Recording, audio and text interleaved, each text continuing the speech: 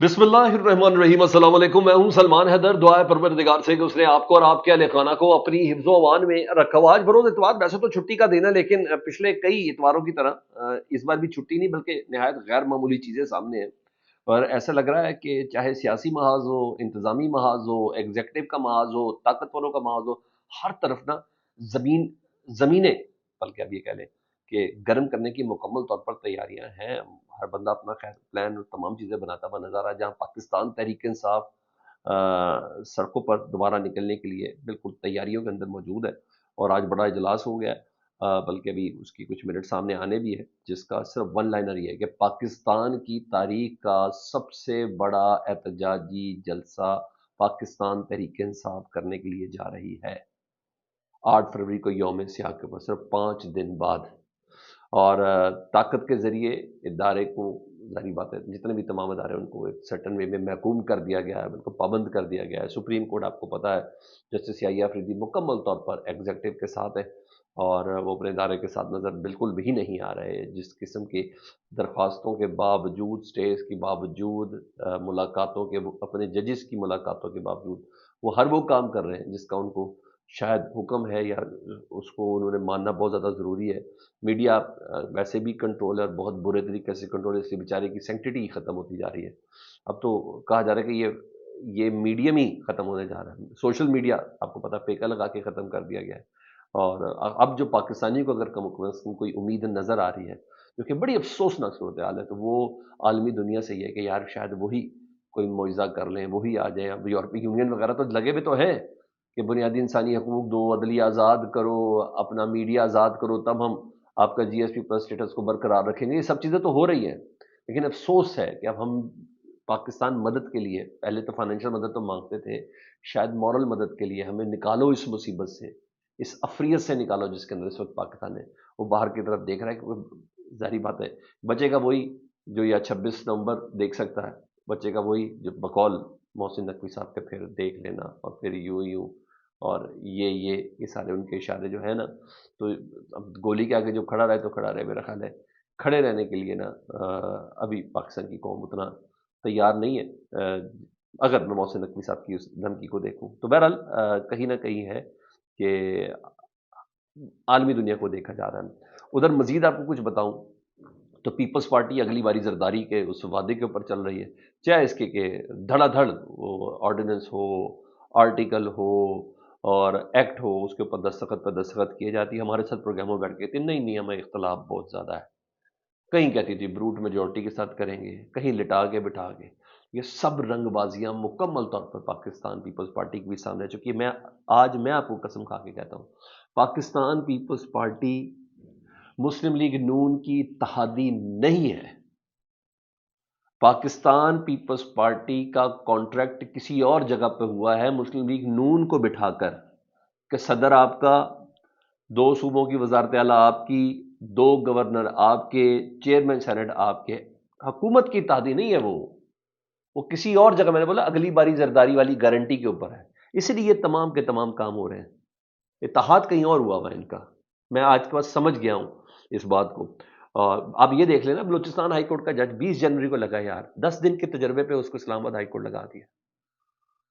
आप देखें Lahore high court में जो डोगर साहब है, उनके 67 केसेस हैं जिन्होंने अभी तक उन्होंने कन्विक्शन की हुई है किसी पे।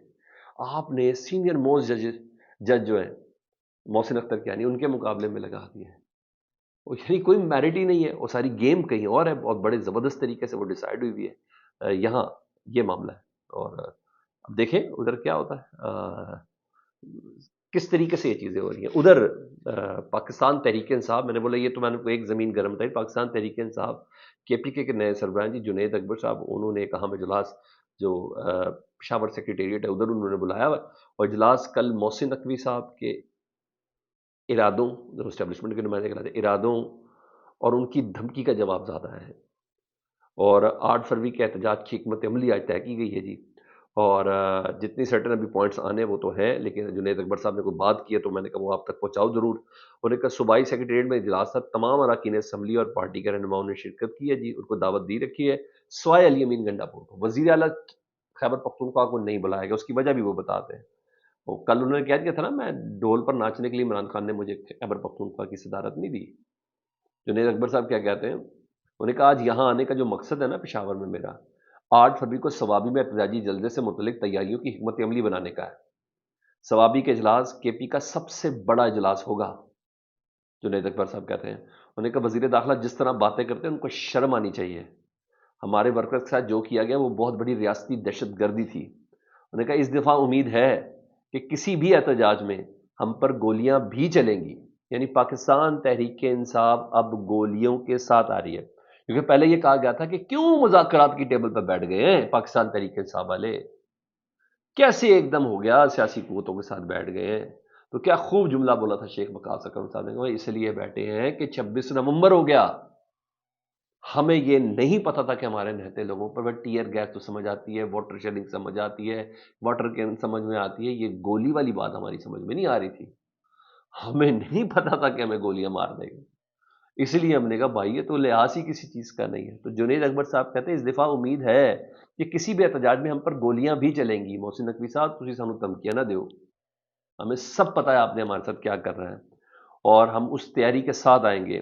ثوابی احتجاج سے متعلق وزیر اعلیٰ سے الگ میں ملاقات کروں گا، جنید اکبر صاحب کہتے ہیں۔ آج اجلاس میں وزیر اعلیٰ کو ہم نے مدعو نہیں کیا، وزیر اعلیٰ کو اس لیے مدعو نہیں کیا کیونکہ ان کے پاس پہلے سے بہت زیادہ ذمہ داری ہے، کہ وزیر اعلیٰ ادھر ایڈمنسٹریٹو اجلاس ایک علیحدہ انہوں نے بلایا ہوا ہے جی، وہ اس کی صدارت کر رہے ہیں اس وقت۔ انہوں نے کہا ہماری قیادت پہلے اداروں سے رابطے میں تھی، جنید اکبر صاحب نے کہا ہماری قیادت پہلے اداروں سے رابطے میں تھی، وہ جو جہاز کے ذریعے یا آدھی رات کو یا اتوار کے روز جو کھلوائے جاتے تھے نا اڈیالہ جیل، اس سے متعلق وہ بتا رہے ہیں۔ بیرسٹر گوہر کی، بیرسٹر سیف کی، الیمین گنڈا پور کی ملاقاتوں سے متعلق وہ بتا رہے ہیں۔ انہوں نے کہا ہماری قیادت پہلے اداروں سے رابطے میں تھی، اور رابطے پی ٹی آئی کی یہ مرضی سے تھے، کہ ہماری مرضی تھی تو یہ رابطے تھے۔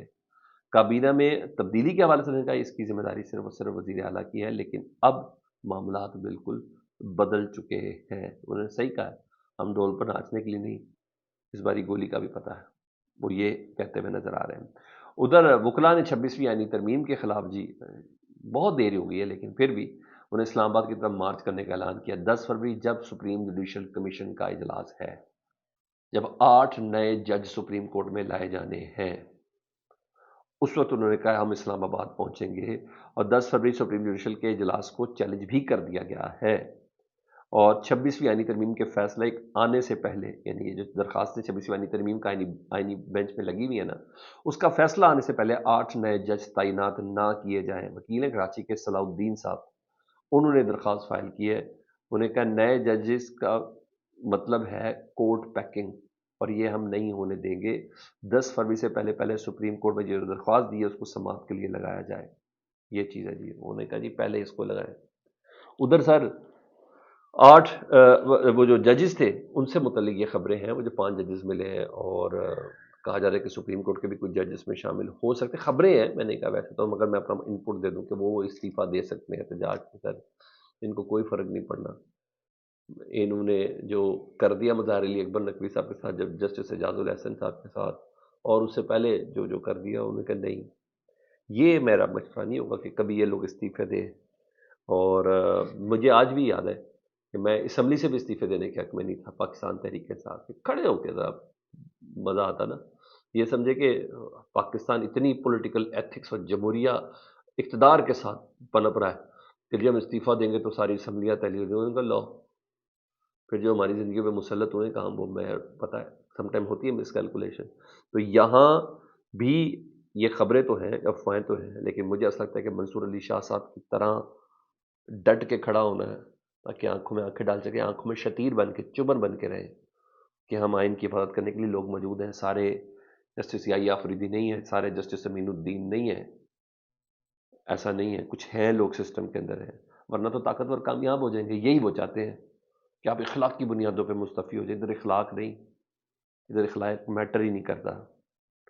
ہاں بارز کو ایکٹیو کریں، سب کچھ کریں، ہاں ایک ساتھ اگر مزہ آ جائے، سپریم کورٹ کے ججز، اسلام آباد ہائی کورٹ کے ججز، سندھ ہائی کورٹ کے ججز، وہ دیں اور پھر پوری تحریک بنے، جس طرح افتخار چودھری صاحب کی تحریک تھی، تو اس کی بات کچھ اور ہے، اس کے لیے بھی پہلے تمام کا ایکٹیو ہونا بہت زیادہ ضروری ہے وکلا کا۔ اب ہاں بارز کو ایکٹیو کیا جا سکتا ہے، اور ورنہ وہ کیا خوبصورت ٹرم استعمال کیا، سقوط عدلیہ تو ہو گیا، جی ہاں، ایسا ہی ہے۔ اور اسلام آباد ہائی کورٹ بار نے آج اجلاس بلایا ڈفرینٹ بارس کو بلا کے 26ویں آئینی ترمیم کے اوپر۔ تو یہ چیزیں، ہاں جسٹس یحییٰ افریدی صاحب کا کردار ہمیشہ یاد رہے گا، وہ مکمل طور پر ایگزیکٹو کی سائڈ پر ہے جی، انہیں نہیں پتا عدلیہ ججز ساتھی ججز کیا کیا نہیں ہے، وہ جو ان کو کہا جا رہا ہے بالکل آصف علی زرداری صاحب کی طرح دستخط کر دو تو کر دیتے ہیں، وعدے بڑے ہیں۔ اب مجھے نہیں پتا جسٹس یحییٰ افریدی صاحب نے چیف جسٹس سے اوپر کدھر جانا ہے، I don't know, I don't know, لیکن بہرحال یہاں ساری بات ہے، کچھ نہ کچھ چیزیں تو ہوں گی۔